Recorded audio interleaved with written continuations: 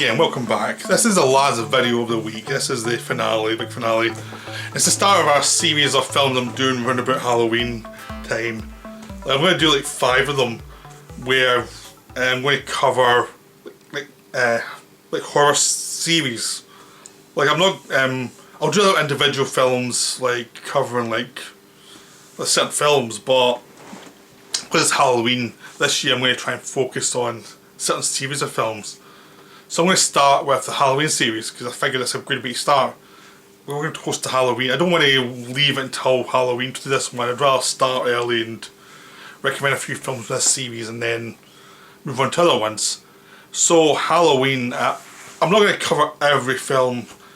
There's lots and lots of garbage in this series. It's a series with the highs and lowest of lows. Is the best way to put Halloween. It's like the quality control in this series is just non-existent. At certain times, there's a whole 20-year period in this series where nothing good came out of it, and that's when most of the films were made. So that's how bad it was for a while. So it's best to start at the start. You know, Halloween, John Carpenter's Halloween. This is easily the best film in the series. Easily, there's no doubt about it. Certain people I know think otherwise.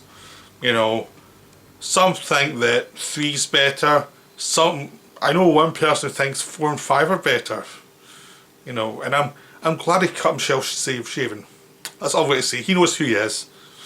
Yeah, but this is easily the best. This is one of the most perfect films you get every so often. A certain film in a genre that's just perfect. It's done so beautifully. It is done like it's a horror film, but it's also has fable quality. It's this kind of beautiful fairy story feeling to it. It's not concerned about reality. It's taking on its own rules. Its own it takes place in the real world-ish, but it's kind of like a fairy story. It's kind of like a grim fairy story, basically. It's a fable of this guy who comes back. This kid who killed his sister when he was like 5 or 6. Goes to the loony bin for 20 odd years. No one hears from him. Then one night he escapes. Comes back to Halloween, like 20 years after the original murder took place, and starts to slash and stalk through his hometown, targeting these 3 girls who are all babysitters. That's a simple setup. It's a very basic setup, but it's done so beautifully. It's kind of like Die Hard. That the film is so perfect. It's like hard to talk about because it's so well done. Everything's so well placed. Like the first 5 minutes, it's one steady cam shot going up and down, upstairs, downstairs, as you see this figure going through a house, stabbing a woman, looking at the knife as it goes back and forward. Like he's more interested in the knife than he is in the person he's killing.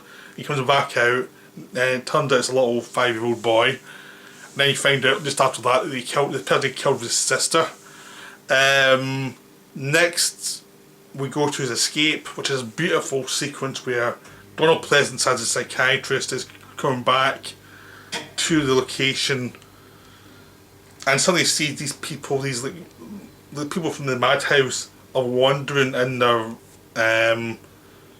all their gowns outside, all looking crazy, all looking, I don't know where they are. And of course they find out that Michael's escaped.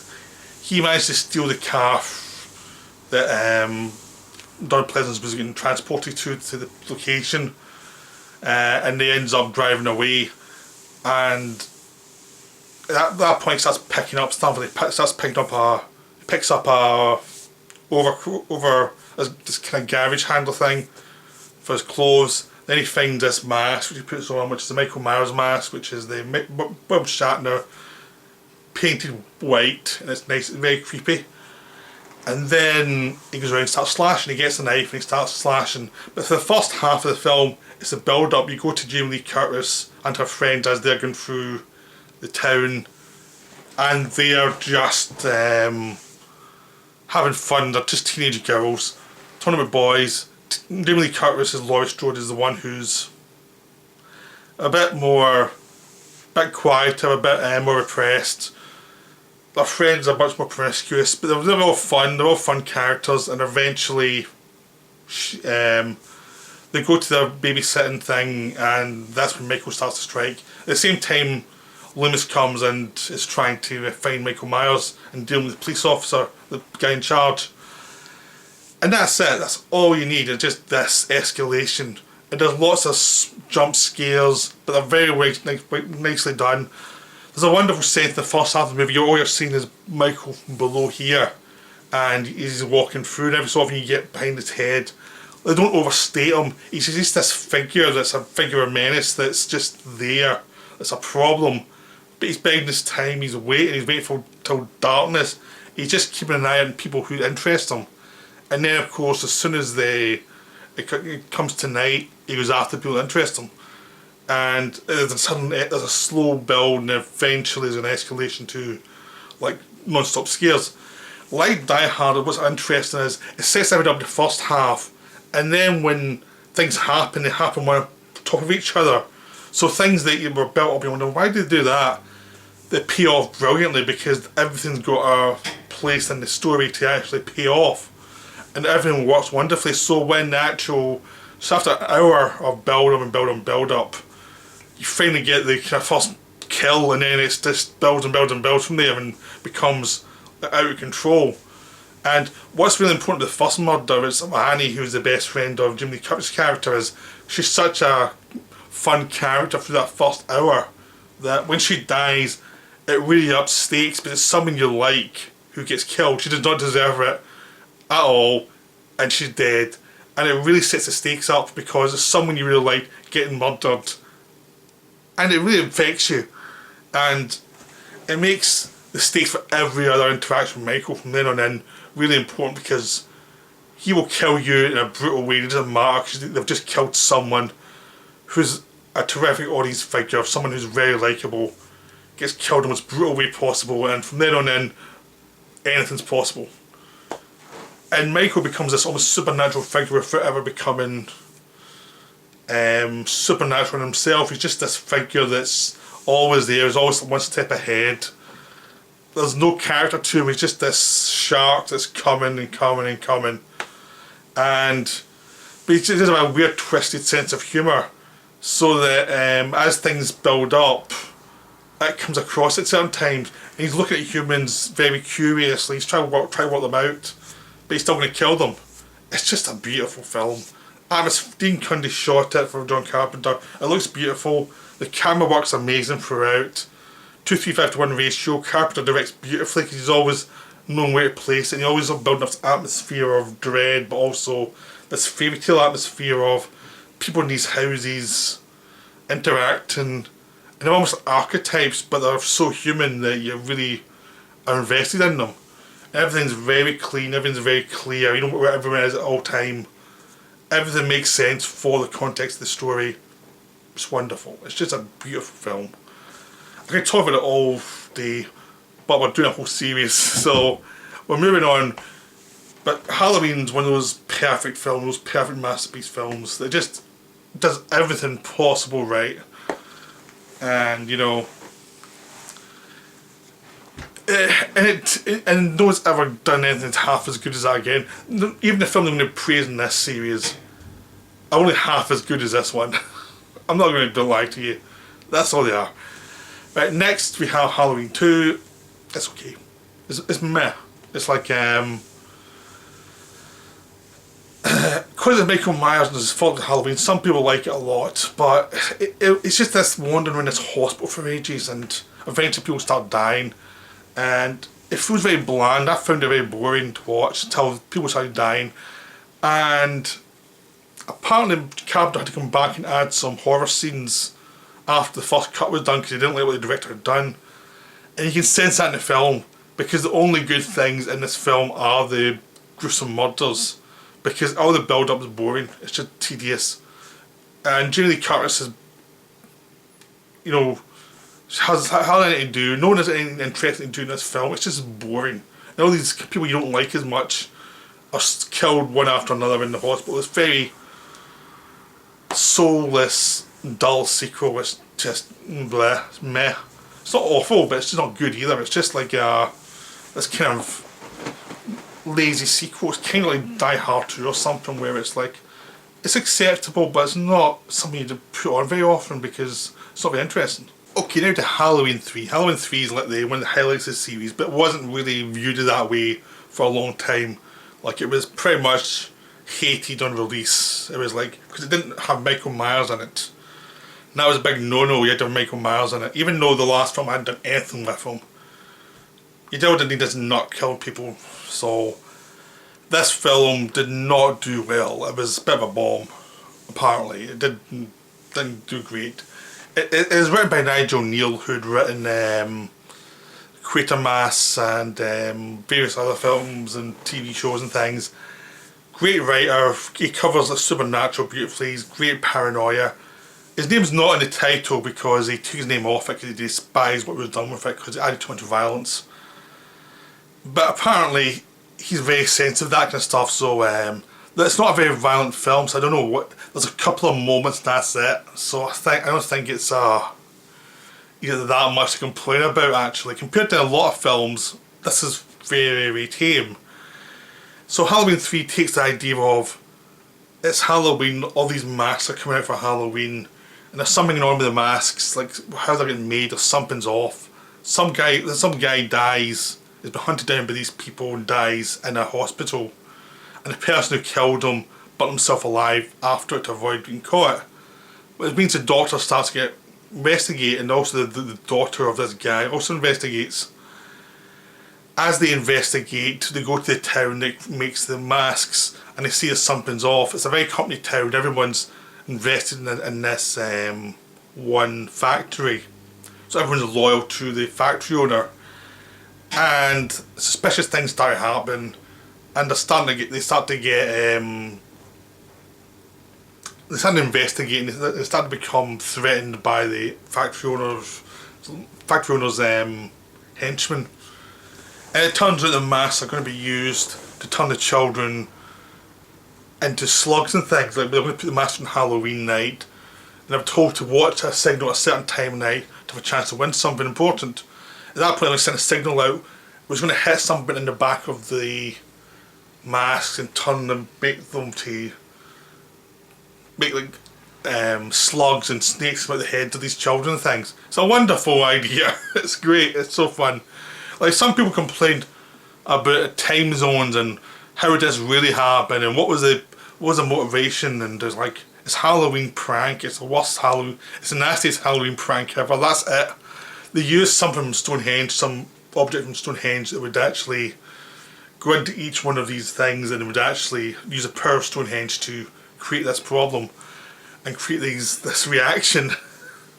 And it's wonderful. It's so nasty. It's so fun. And Dan O'Hurley plays the guy who's doing it. He's this Irish guy you suspect has been around for hundreds of years. He's got all these henchmen who are clockwork, and he's managed to make the faces to look as if they're human, and that's why they're all so strong and how they can kill people. So one of these things killed the guy at the beginning and burnt himself alive because he's not human. It's just a wonderful thing, and it's a wonderful film. I mean, there are some problems. I mean, the human characters aren't the best. Tom Atkins plays the lead guy. Like in The Fog, he's okay, but he's not that interesting. The lead actress is more fun, but she's given less to do, and she sleeps with him really quickly, and like, there's no real motivation. And there's things like that don't quite work, that need some work done on them. Also, because it's not John Carpenter directing, Tom Lee Wallace directed this one. It doesn't have the John Carpenter style. It has actually Dean Cundey still was the DP, but the way Carpenter frames things is different, and you can sense Carpenter's not there. But it's still wonderfully done. I'd highly recommend it.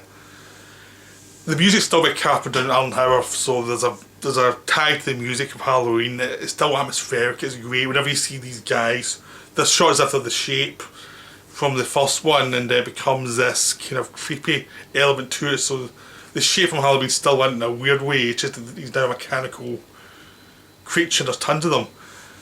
But yeah, it's a wonderful black comedy, twisted Halloween movie. It should have done great and didn't. It's a real shame because it could have. This film had done well. There wouldn't have been more Michael Myers films. There would have been individual anthology films.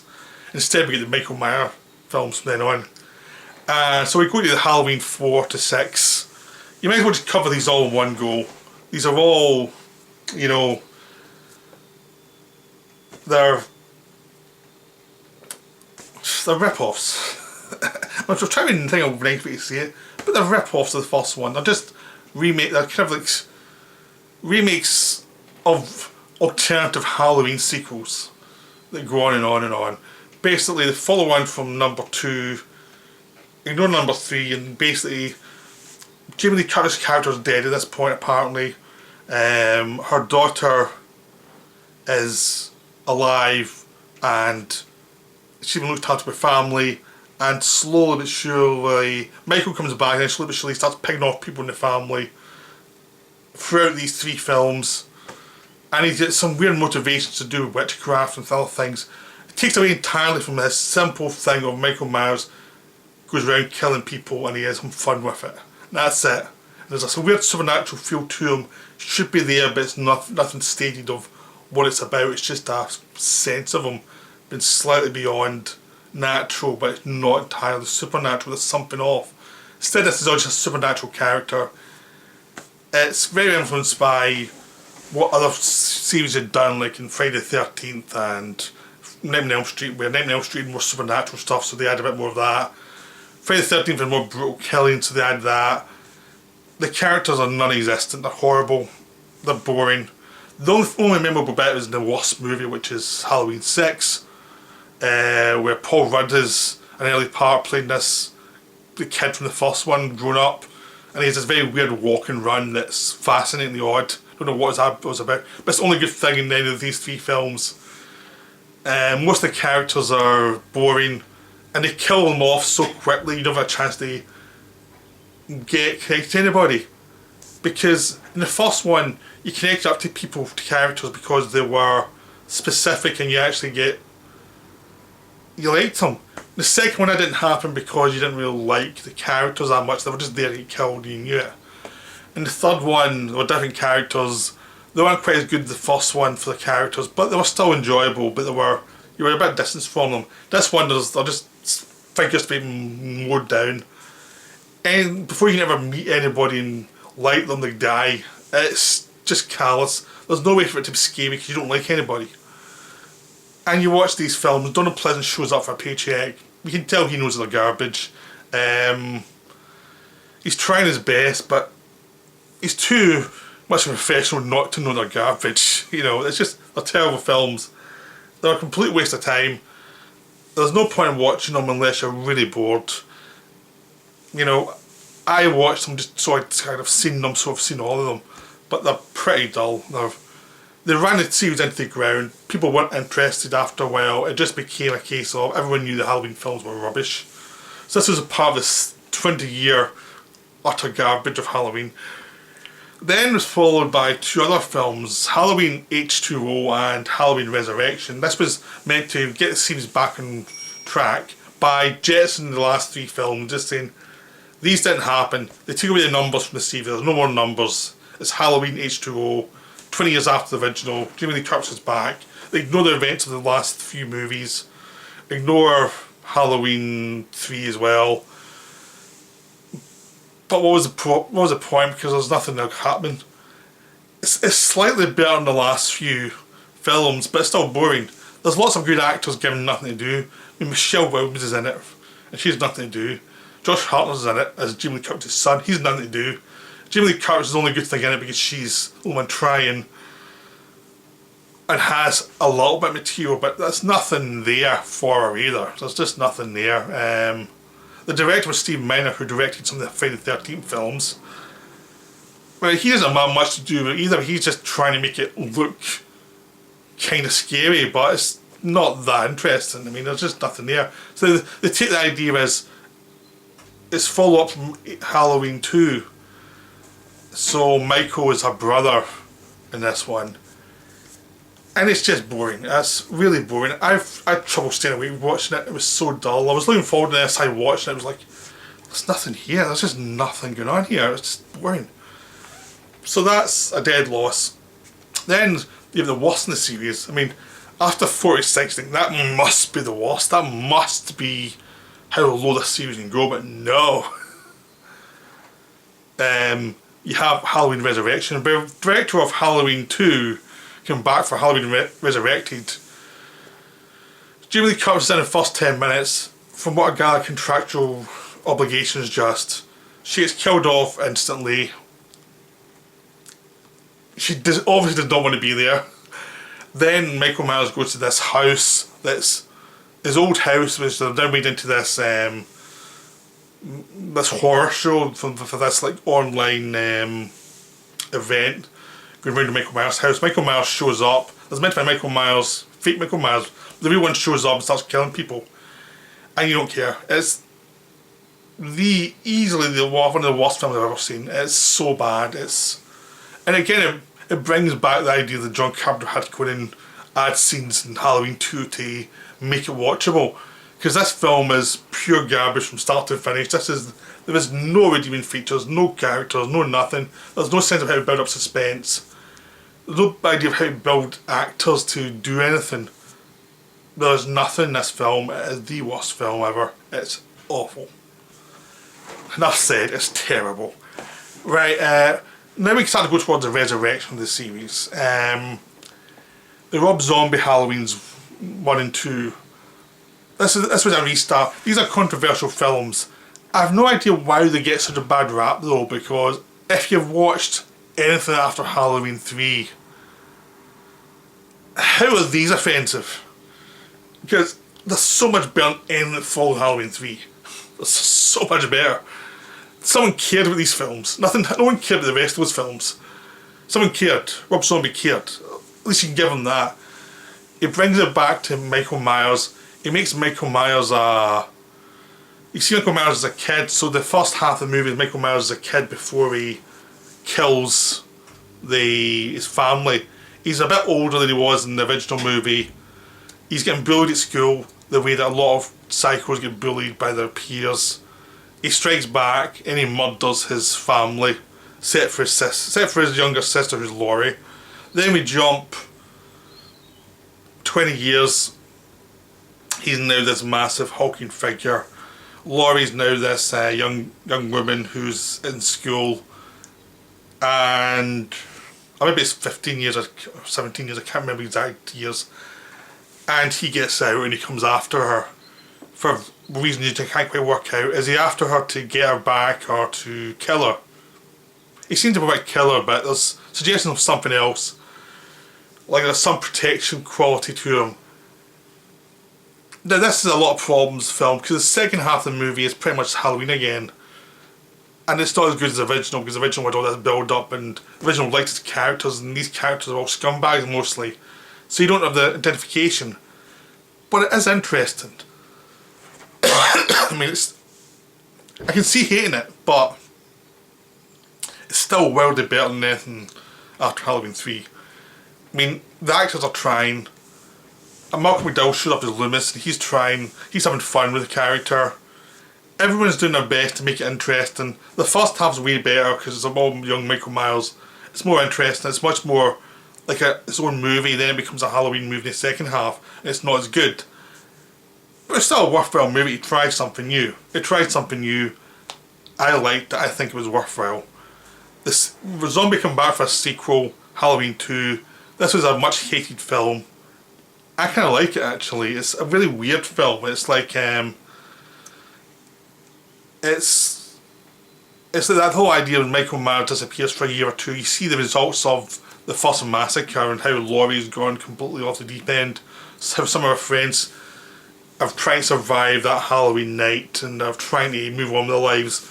And then what happens when Michael finally comes back after disappearing for 2 years and causing havoc again? It becomes this weird psychedelic thing about mother issues and sister issues and issues with violence, and it's all lots of weird symbolism. It's very pretentious. There's no way it's not pretentious. but it is kind of enjoyable, and I really enjoyed it. I can see people hating it. I know why people hate it. It's up my alley, but I can see why it's not up a lot of people's alley. So there you go. That's Halloween 2. It's much better than the original Halloween 2. So I'd say give it a shot. If you liked the first Halloween, Halloween remake, second one's worth a shot. If you didn't, well, you're not going to like the second one either. But I enjoyed it. I have time for the Halloween remakes. They're enjoyable. Then we have Halloween, which is a new one by David Gordon Green. On my mind blank for a second. This is the direct sequel to the original Halloween. Also, it was co-written by Danny McBride. And it's really good. It's a really good sequel. It's way better than any other direct sequel to Halloween. You know, this is the best one by a mile. It gets the idea of it being a kind of fairy story rather than a slasher movie. Like if Halloween was a boogeyman, the boogeyman's coming to get you. This one's Little Red Riding Hood, where Little Red Riding Hood has to go to Granny's house to protect her from the big bad wolf. Michael's a big bad wolf. Granny's Jamie Lee Curtis, who's very traumatised from her past, and Little Red Riding Hood's Jamie Lee Curtis's grandchild, who's now a teenager the way she was during the first film. There's a daughter as well who resents Jamie Lee Curtis because of the way she was brought up. This one ignores every other film apart from Halloween. Nothing else existed. Doesn't have to tie into anything. And it's really good. It's not in the same league as the original, but it's really good. I mean, it's like, it gets this idea of Michael just being this presence who's kind of supernatural, kind of not at the same time. He's just this weird figure that's very still and very creepy. We gets why he's scary. It's single-mindedness. It gets why him standing. One of the best things about Michael is when we got Nick Castle back, who was the shape of the first movie, and he came back to do this one as well. He's also a director, and he knows how to stand and look and be curious, and he's a certain body language to him that really works for Michael Myers. And if this film knows how to use that suggestive, this figure that's have him standing and looking odd is creepier than most of the killings. But when he does the killings, they're very brutal. People die horribly. Innocent people die. There's lots of murders, but they all have impact, you know. And Michael doesn't care about any of them. He doesn't care. He knows what he's after. And Jamie Lee Curtis is after him. She wants him dead for what he did to her. So they're both this freight trains coming at each other, and everyone else is in the way. And it just works. I mean, there's some really nice sequences. There's a bit where they do a kind of reprise of Halloween, where this girl who's babysitting gets attacked by Michael, and this time she dies horribly, but it's really well done because she's very sympathetic. Like in 3 or 4 minutes, they make her more sympathetic than any of the characters in most of the sequels. You know, that's what's called writing and directing. So it's wonderfully done. The end's wonderful, where it's finally Laurie versus Michael Myers. It's pretty brutal. It's very influenced by Terminator 2. The idea of the mother trying to protect her children against this monster that's coming after her. But that's a good model we have. And it's just a really nice film. It's really well done. It's a nice little horror movie. It works well. It's got taste. There's going to be 2 sequels coming out over the next year or 2, which I'm looking forward to. This is a good film. This is well made. So over the last 10 years, Halloween's kind of come back. A lot of the films that came in Halloween's wake, like Nightmare on Elm Street and Friday the 13th, they had their peaks when Halloween was at its worst. Now they're pretty much dead in the water. Halloween seems to have come back and actually had more and more interesting films. But the 20-year period that was god awful. Anything from Halloween 3, after Halloween 3 to the Rob Zombie Halloween, it's not worth watching. And now the last 3 have come out, are worth watching, but you might not love them. But it's worth a try. That's my recommendation. I'll be back next week with some more videos, including another video series on horror series. You know, I have quite a few planned. They're going to continue. There's probably about 5 of them, so they'll continue through Halloween and maybe a bit beyond as well. But I hope you enjoyed this. I hope you enjoyed my summing up of the Halloween series. and I'll see you soon. Right, bye. Remember to like, remember to comment. Adios.